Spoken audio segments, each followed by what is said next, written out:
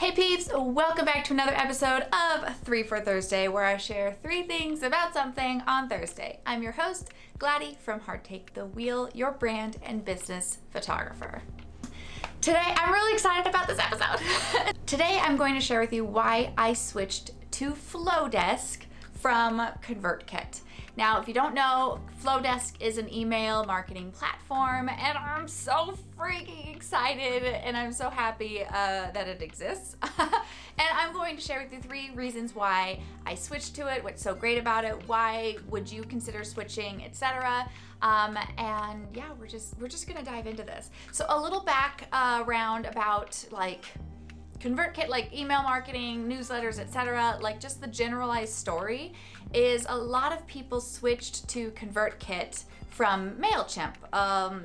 Usually the number one reason is just ease of use and functionality. So people wanted the functionality of segmenting their list in an easy way that wasn't messy. They wanted the functionality of creating easy to navigate kind of like sequences and triggers and opt-ins, like to make things just easy to use. They wanted the fun functions of fancy newsletter systems, but they didn't want to kind of bumble around trying to navigate MailChimp. So most often, and this is exactly my story, people eventually get to a point where they're just tired and exhausted from trying to navigate MailChimp. Even if they figured it out, once you figure it out, if you ever want to change something, you have to try and figure it out again. It's not easy, it's not intuitive, at least back when I used it. So it doesn't mean it's not possible, and especially if you're just starting out, it's free, it's whatever, you use what you gotta do.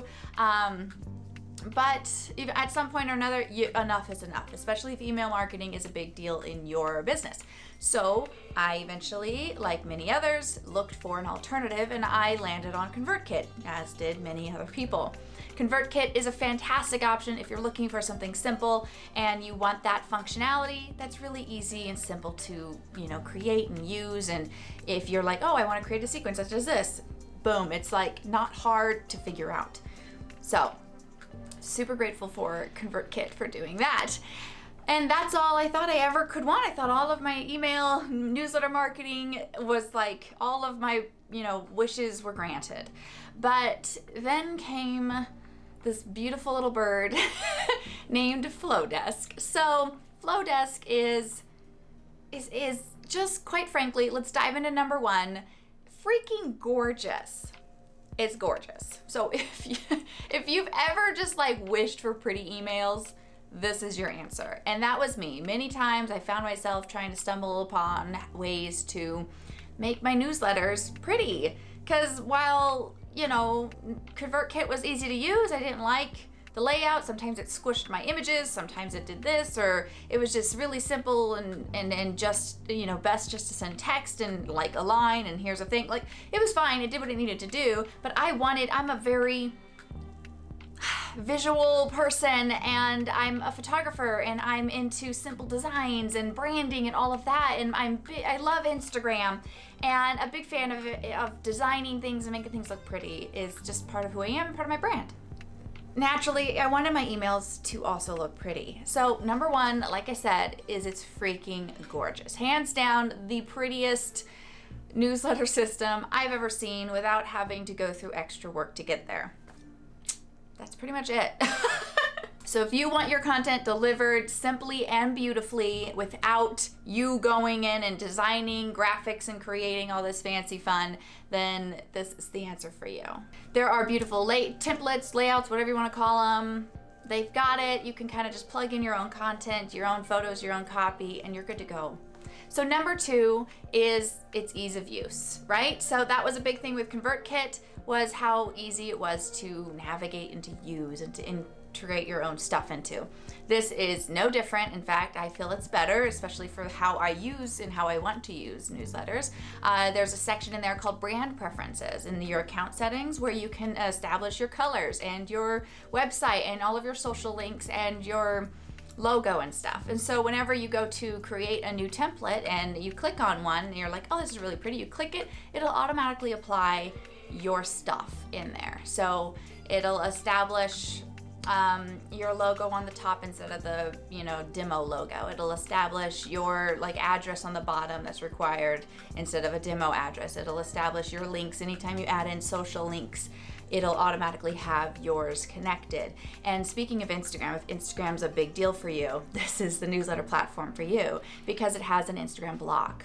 You don't have to go and find one. You don't have to go and make it yourself. You just hit Instagram and it automatically puts in your most recent 3 images or whatever. I haven't played around too much to know if it, can be more customized from there. But yeah, it just automatically puts in your Instagram photos that link straight to Instagram. It's so beautiful. I also wanted to note that creating and editing these templates, or even if you're starting from scratch, whatever you're doing to create these templates, your newsletters or campaigns, the editing system is very much like a Squarespace editor. That's what it reminds me of. And so I feel very at home and comfortable with it because I have a Squarespace site. So if you're comfortable and familiar with how that works, this is a really easy version that's similar to that. So you click on an element, you can, add an element under an element like you would with Squarespace with the eyedropper kind of thing.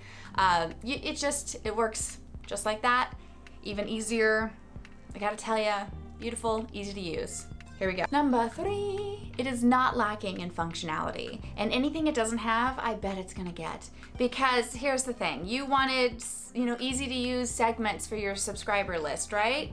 It's there. You want sequences, that's the keyword we're used to. They call them workflows. Same thing, easy to use. You hit workflow, you start it, you find a template you like or start from scratch, you set a trigger, and then you set time parameters or whatever in between one email to the next automated email. So pretty easy to use, guys.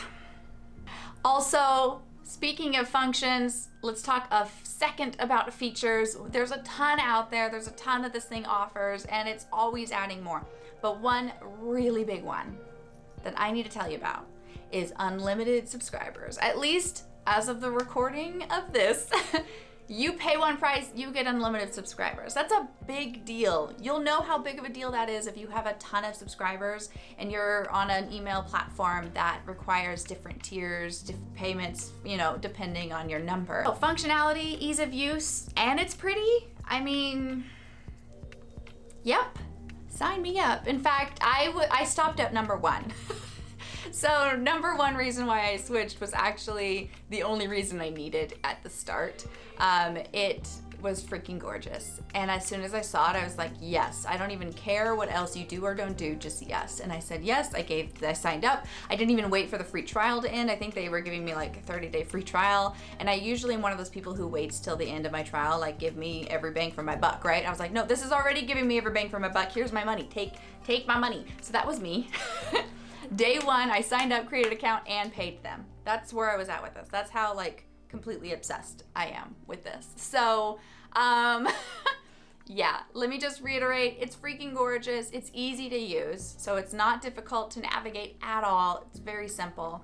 And it still has the functionality of segmenting your list and workflows, et cetera, and forms and landing pages, you name it. So, yes, any questions? I'll do my best to answer. I'm not a Flodesk master or anything. I'm just getting started in this Flodesk stuff. So if you do have questions, I'll see if I can answer it if you're just trying to, research before looking into it or committing or whatever. I'll have my links and stuff below. And yeah, that should do it for this 3 for Thursday. And I'll see you in the next one. Bye!